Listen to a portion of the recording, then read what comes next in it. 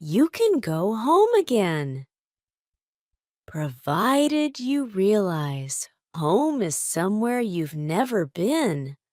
Ursula Le Guin, the dispossessed. Damn it, said Jake, coming out of his study into the bedroom where Alex was packing her bags. What's the matter? She asked, looking up through her dark brown shoulder-length hair. It's this stupid film, said Jake, sitting heavily on the bed in front of her and sighing. Jake had been working on a story for a new film, and his deadline was just a few days away. His handsome face was lined, and he looked fed up. He was finding the writing hard, and he was tired. Alex tried to care, but behind her husband, through the window, she could see New York shining in the late afternoon autumn sunlight. She was busy preparing for her trip to England. Her flight was leaving later that evening. She felt a longing to be gone, to be somewhere else. I'll never get it right, Jake went on. Of course you will, said Alex weakly. You know you always do. They both noticed the slight annoyance in her voice.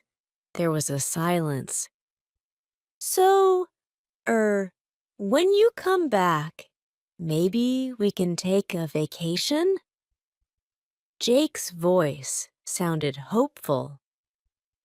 I mean, he went on, just a couple of days, a long weekend perhaps. Maybe we can go to Palm Springs.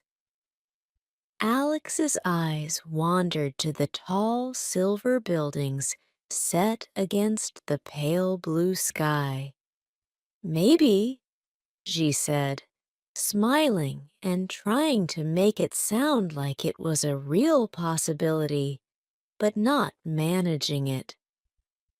Jake got up quickly and went back to his study, shaking his head. Alex tried to wipe the confused look on Jake's face from her mind and carried on packing.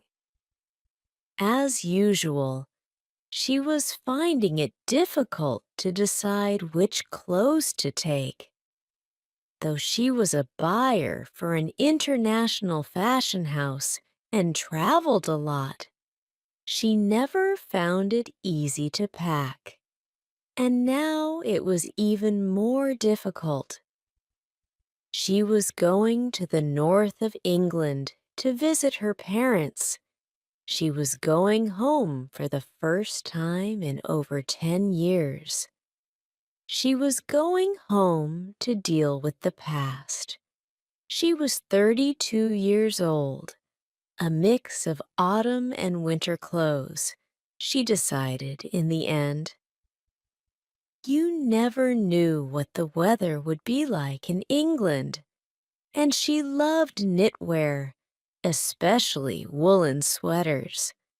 Not everyone could wear knitwear, but she could. She finished her packing, then felt worn out and lay down on the bed. Her eyes looked up at the landscape painting on the wall opposite the bed. It was of the moors around the place where she had grown up, a copy of a famous painting. She loved it. She'd found it by accident in a second-hand shop on a work visit to London a couple of years ago. From time to time, she would look at it and realize how much she missed those hills and that landscape. Her memories of it were like precious jewels that she kept locked inside a box. Sometimes she opened the lid and they surprised her with their beauty. "My place," she said out loud. The moors in the north of England were wild, and as a child she had loved them.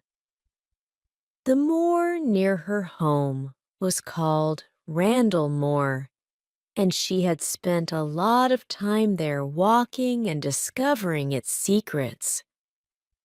Now, in her dreams, she walks the moors of her childhood. They fed her imagination and her desires. In England, she loved packing a sandwich and a drink and walking out into the countryside for an hour or two. You could do that at home.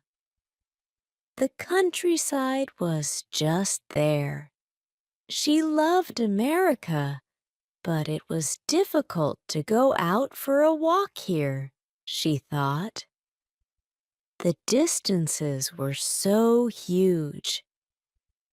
When her American friends asked her what the mountains were like, she was often lost for words. They're just beautiful and wild in their own special way. She often added, "Think of Emily Bronte. You know Wuthering Heights." Most people had at least seen the old film. She suddenly jumped up from the bed, took her old leather walking boots out of the wardrobe, and put them in her suitcase. Perhaps she would want to go for a walk over her lovely moors. She lay down again and closed her eyes. She still had time for a rest before she had to go to JFK Airport to catch her flight to London. But even though she felt tired, she couldn't sleep. Her mind turned to thoughts of Jake. She felt guilty about not wanting to talk to him. They had met 8 years before at a party in Denver. He had shone like a light in the room. He was very handsome and charming. He had black hair and the most beautiful brown eyes. He had walked up to Alex and offered her a drink. "Before I met you," he said, giving her a martini, "I felt like a man with a fork in a world of soup." "That's definitely a line from a film," she said, and laughed. They had talked all evening and most of the night. She felt comfortable with him, comfortable, but excited. And he was very good looking, a bit like Andy Garcia. They had started seeing a lot of each other immediately, and she soon realized that their interest in films wasn't the only thing they had in common. She fell in love quickly and totally, and they got married within 6 months. Then they moved to New York. It was better for both their careers, and they liked the energy of the place. When they got married, she felt complete. Jake was everything she'd always wanted, and, incredibly, he wasn't scared of her success because he was successful too. Now she had her career, an apartment in Manhattan, great friends, and Jake. Before she met him, she had felt that she would always be searching and traveling, that somehow she would never find her own home, that she would never find her place. But now she felt settled. Settled? She thought to herself. So where had it gone wrong? A few hours later, Alex was sitting in a quiet corner of the departure lounge at JFK Airport, waiting for her flight to London Heathrow. She felt a little better now that she was on her way, now that she was on her own. It was always easier when she was traveling, when she was going somewhere else. The flight had been delayed for over an hour. She took out a thriller and tried to read, but she couldn't concentrate. So, she just sat and watched the people walking by and sitting in the departure lounge. She always liked to look at the way people dressed. She often found herself criticizing their style, their clothes. It was because of her job, she guessed. She just couldn't stand badly dressed people. Didn't they know that the way you looked said so much about you? One of the things that had attracted her to Jake in the first place was that he dressed well, Alex thought. She started reading again, but found herself still unable to concentrate. Yes, Jake dressed well, but not as well as Stefano. Ah, yes, Stefano. It had started 2 years ago when she met Stefano. 2 years ago. She remembered that she had been sitting in the departure lounge at Milan Malpensa Airport. She'd been to a big fashion show and was flying to Paris to do some buying before going home to New York. They called her flight, and as usual, she waited until everyone else had boarded. She just carried on sitting there. She hated queuing up. What was the point? You had your seat already. You might as well wait until everyone else has gotten on. Mi parece viaga molto, said a man's voice behind her. She turned around and looked right into the eyes of the most beautiful man. I'm sorry, she said. My Italian isn't very good. She looked at him. He had to be Italian. He was dressed in that way only Italian men know how, in an Armani suit and a pale peach-colored shirt that set off his dark skin perfectly. Oh, I'm sorry, he said in perfect English. I was just saying that you are an experienced traveler. Me too. I always wait until the end of the queue. He smiled and held out his hand. Stefano Cabianca.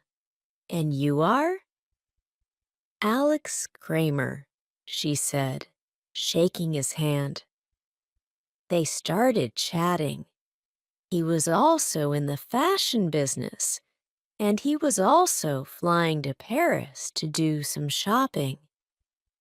When they finally got on the plane, he changed his seat to sit next to her. They talked about everything, but mostly fashion and their favorite designers.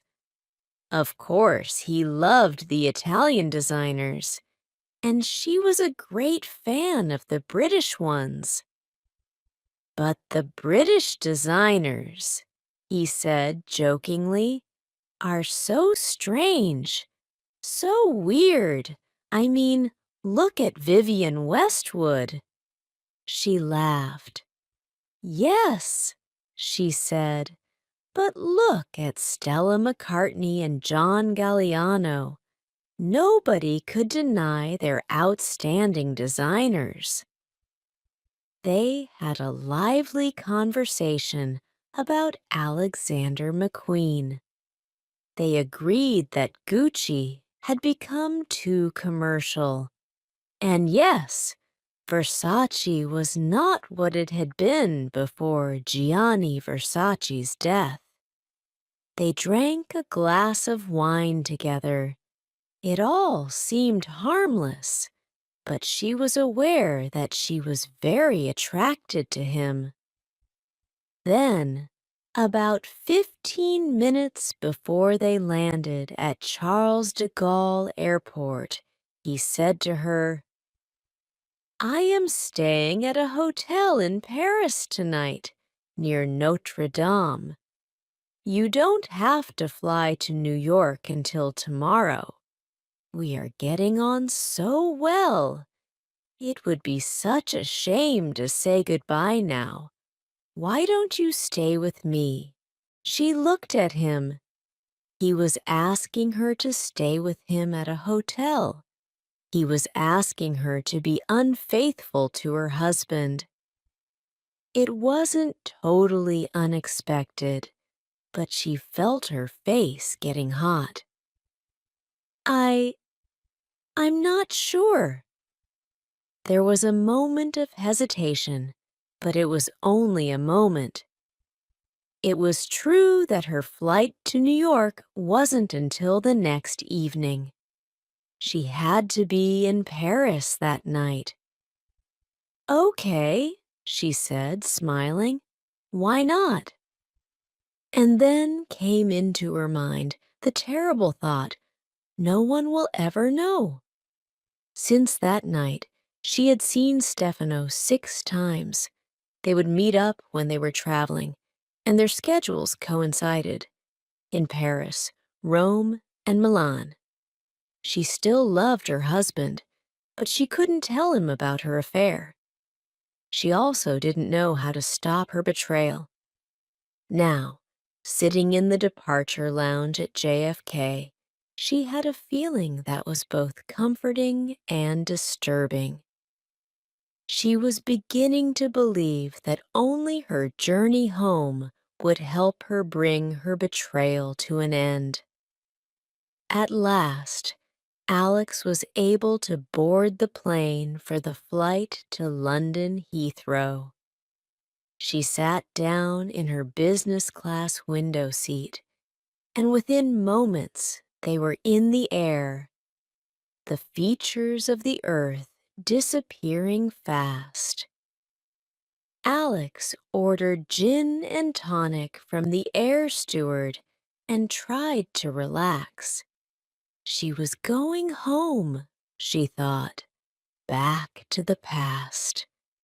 The plane was a Boeing 747, like the one that had brought her father back from Africa so many years ago. He had to work there for 12 months. Alex was 10 years old. "What's it like in Africa, Daddy?" she asked him on the way home. Alex had gone with her mother to Manchester Airport in a taxi to pick him up. It was a wonderful treat. They wore their best clothes. Her mother wore a smart blue suit. Alex was wearing her favorite shiny black shoes. Well, it's difficult to say, but very hot, her father said, smiling. She sat next to him in the taxi. He smelled of aftershave and far-off lands. She smiled now, thinking about her father. She was very like him, and she became more like him as she got older. They both loved traveling so much. For most of her childhood, her father had been abroad, and she had missed him. Sometimes she would sit in her little bedroom and stare at the world globe he had given her one Christmas. She would turn it around, find his country, and imagine it. Then she would shut her eyes tight and try to picture his face, his blonde curls, and his smile. Sometimes it was hard to remember what he looked like, so she would take out the family photographs and stare at him, trying to make herself remember his face forever. She loved having a father who worked abroad, though.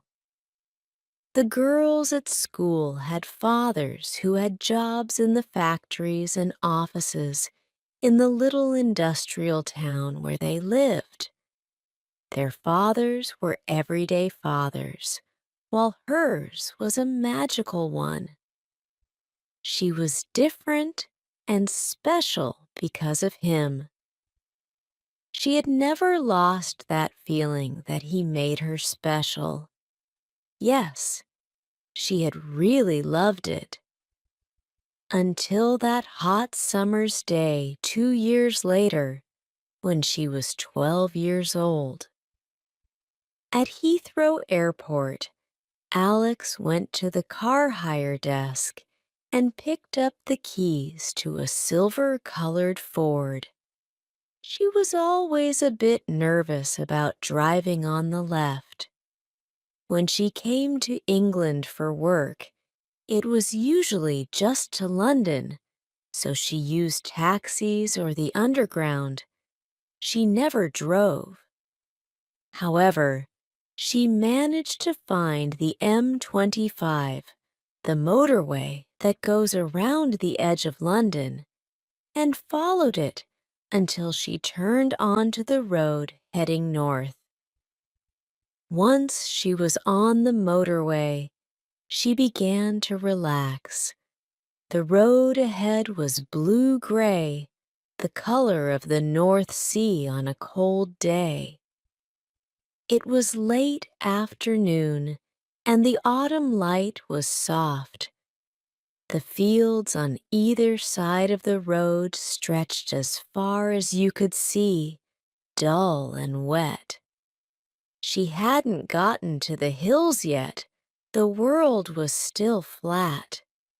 She was lost in thought, thinking back 20 years, back to when she was 12 years old. She was running home from school. They'd been given the afternoon off for some reason. It was a warm June day, almost hot, and the sky was powder blue with little lines of white silk across it. She was thinking that she'd go home and change out of her tight, heavy school uniform and then take her fishing net down to the lake. She was free. She was running, all excited, through the fields. If she went that way, she could see her house from a long way off. As she got nearer, Alex saw her mother through an upstairs window, her bedroom window. Alex looked hard. She could also see the shape of someone else through the window. It was a man's shape, tall and broad, not her father, because he was abroad, working. She went a little closer to the house and saw a red car parked outside. Then, in a flash, she understood. She saw it all. She was only 12, but she understood. She stopped dead. The world became still. The house, the car, the little garden path that led from the gate up to the front door. Everything seemed to hang motionless in the lazy summer air. Tears started to hurt her eyes, and she turned around and ran off into the moors. Sometimes it seems like she has never stopped running. That's when she really got to love the mountains, after seeing her mother with that man. Before that, they'd just been there, like the factory chimneys. But then they became her friends, a place where she could go to escape. Randall Moore especially took her place, a kind of escape from the storm, an escape from her secret. She still didn't know how she managed not to say anything to anyone, especially to her mother. A 12-year-old child finds it hard to keep something like that inside. But she did, and a terrible hatred grew inside her against her mother, and a dreadful fear that her mother would leave her father. Then, Alex thought, I'll have to go and live with Mom and that man. But nothing happened, and she just kept everything she knew inside, hard and unforgiving. And she hated her mother for betraying her father. She hated her for making her feel like that. She hated her so much that she had never told anyone about it, not even Jake. Alex left home to go to college as soon as she could when she was 18, and she'd never gone back. After college, she'd gone to the United States for a visit, and she'd stayed there. Since then, she'd seen her mother and father just a few times, in the States, in London, and when she got married to Jake in Denver. But she'd always managed to avoid going home. But now, since Stefano, she understood. She understood that betrayal could happen, and that disloyalty was not that difficult. Finally, she understood her mother. It was time to go home. And then I just ran off to the moors. Alex was calm when she actually talked to her mother about it.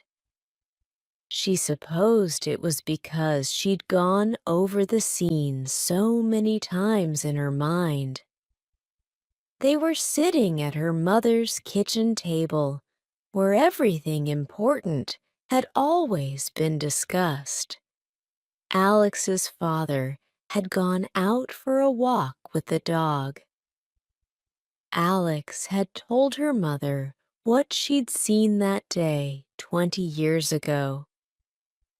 I often wondered if you knew, said her mother, her hands held tightly together in front of her. You became so distant. Though Alex was calm, her mother was upset. Her usual first reaction was to boil the kettle for tea.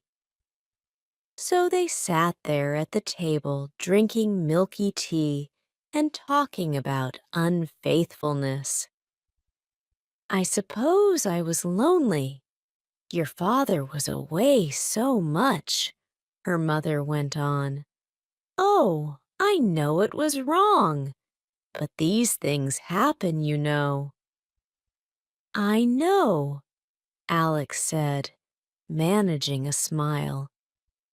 She took a deep breath and told her mother about Jake and Stefano. She was surprised to find that it came out so quickly and easily. Well, Alex's mother said, you know what's best. Jake is such a lovely man.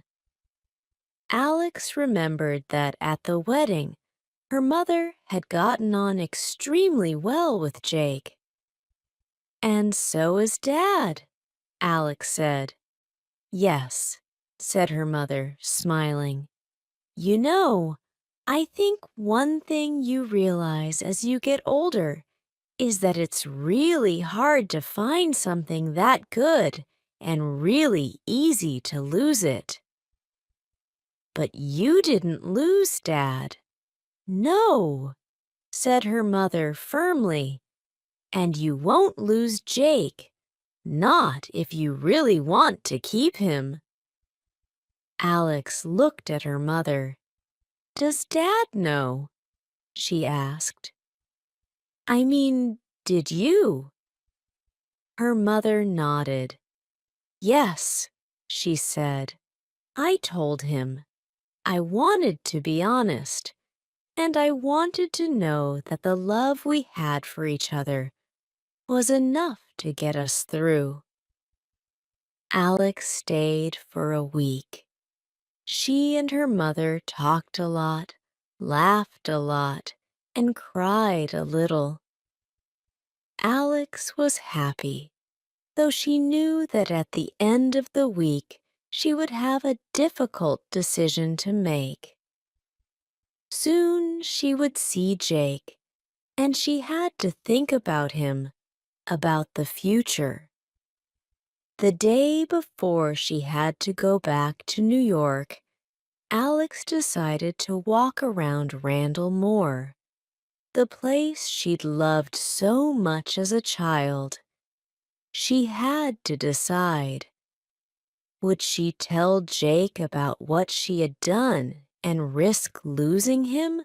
She drove to the lake that lay at the foot of the moor.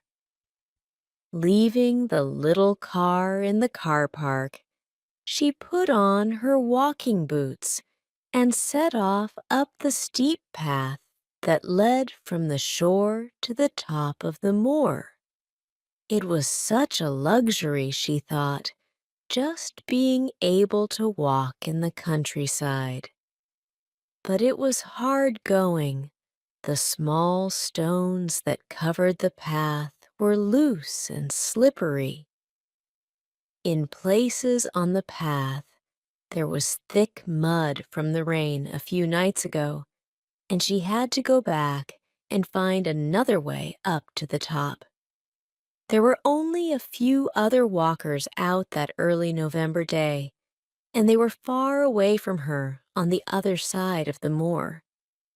The air was cold, and there were patches of snow on the hills.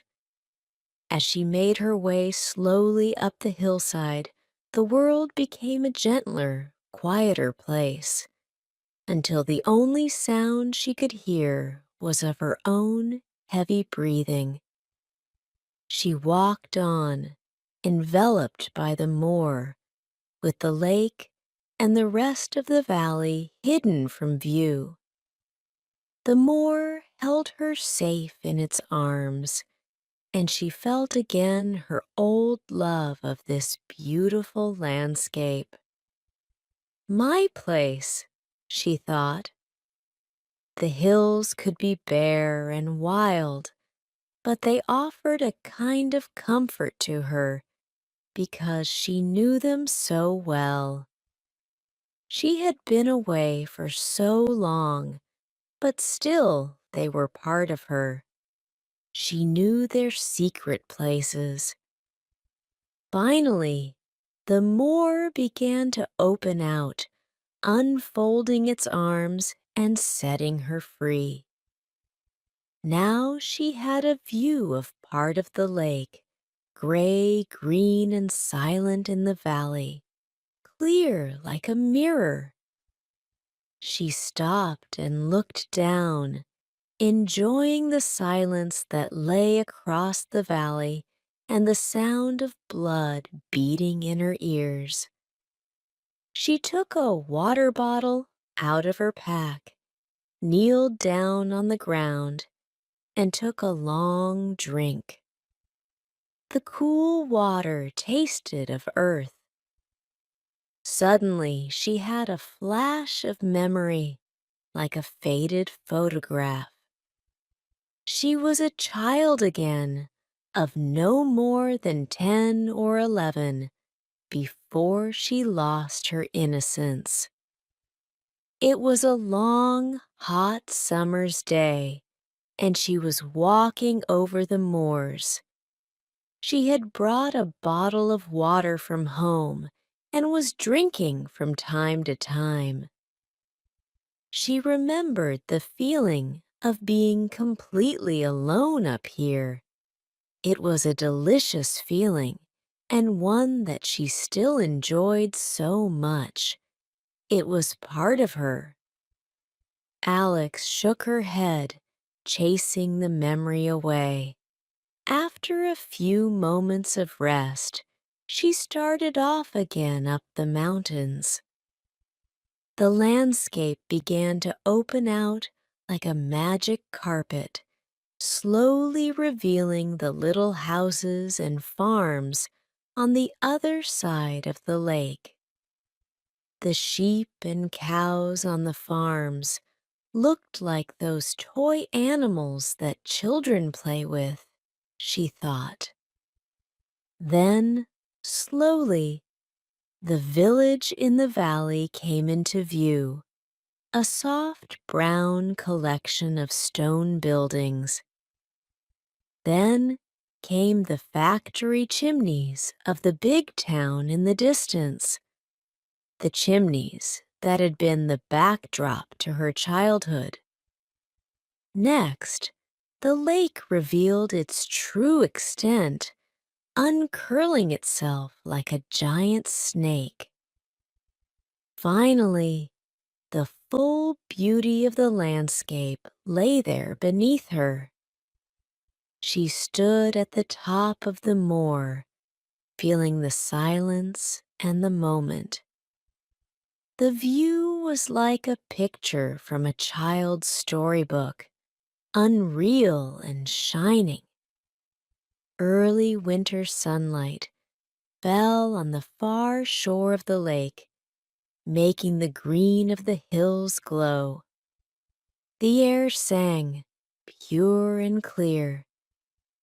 She thought of her mother and father down below in their tiny house in the little town.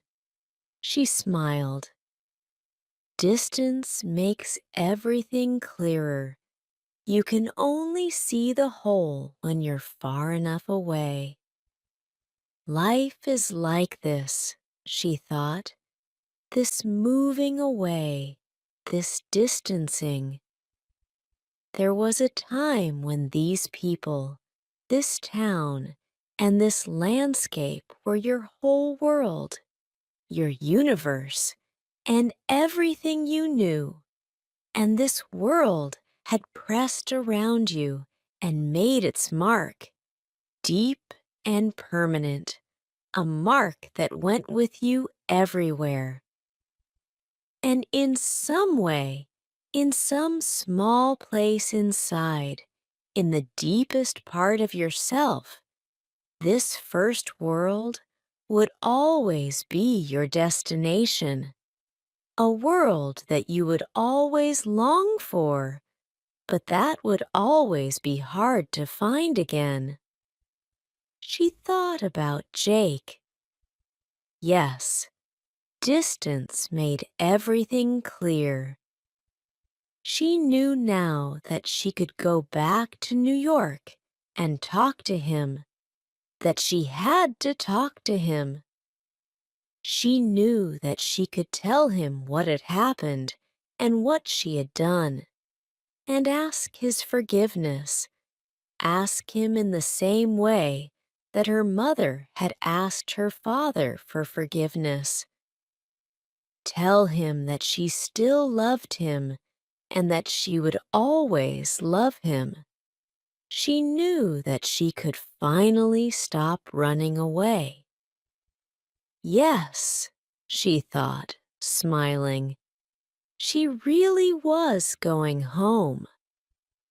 And as she stood there, an awareness came to her that as she had traveled ever further outwards, she had always been looking for the way back to this, her first world, her place.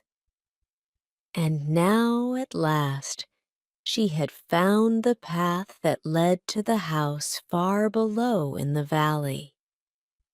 She had finally found the way home,